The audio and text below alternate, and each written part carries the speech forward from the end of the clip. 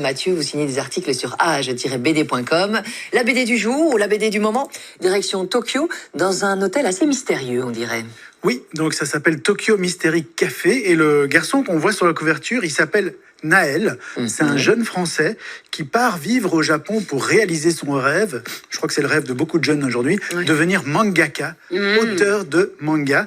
Et pour ça, il décide de se rendre dans le Saint des Saints, le quartier Akihabara de Tokyo, surnommé plus courtement Akiba, qui est vraiment le paradis de tous ceux qui aiment les jeux vidéo, les animés, les mangas, le cosplay.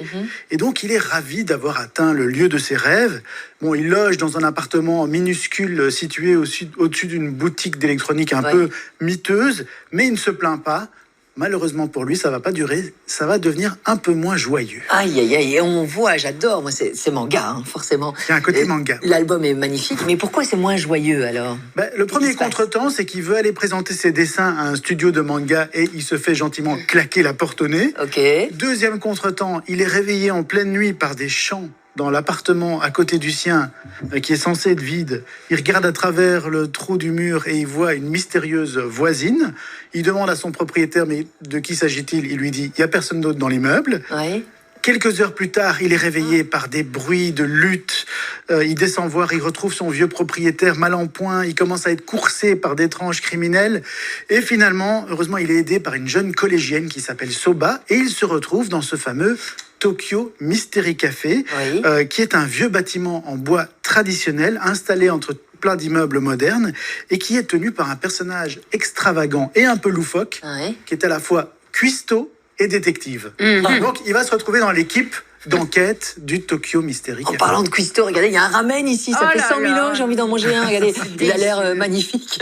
L'auteur, c'est Atelier Santo.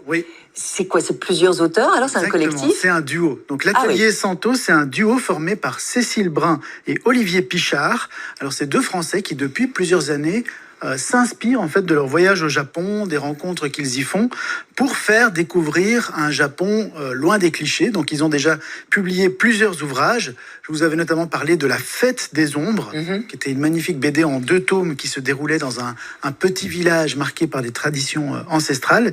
Ici, ils troquent la campagne pour la ville, mais avec toujours la même méthode. C'est-à-dire qu'ils ont été passés 2 mois à Tokyo, avec leur pinceau, avec leur carnet de voyage, et ils ont repéré tous les lieux où s'est déroulé cet album. C'est une réussite, j'imagine, ça a l'air très crédible, c'est magnifique comme album. Parce que ce qui est fascinant, c'est qu'on découvre ce fameux quartier de Akiba, ou Akihabara, qui est le cœur battant de la culture geek à Tokyo, avec aussi ces personnages un peu étranges, notamment les maid cafés, qui sont des endroits tenus par des jeunes filles habillées en uniforme de domestique et qui vont aider Naël dans son enquête. Donc c'est très intéressant parce qu'on parle aussi beaucoup d'intelligence artificielle et on mélange en fait tradition et modernité dans cet album, puisqu'il y a à la fois le Japon un peu plus ancestral et le Japon très moderne. Donc c'est intéressant de découvrir cette espèce de confrontation entre le Japon d'hier et d'aujourd'hui. Le Mystery Café. On joue maintenant par SMS si ça vous dit de repartir avec cet album. Et on ajoutera l'autre album, un album consacré à Audrey Hepburn. Audrey Hepburn, un ange aux yeux de fan. Oui, et c'est vrai, quand on voit la couverture, quels yeux sublimes. 2 BD donc à remporter là tout de suite par SMS au 6003. Regardez le code, elle est affiché en bas de votre écran. C'est bel et bien le 6003. Vous démarrez par manga.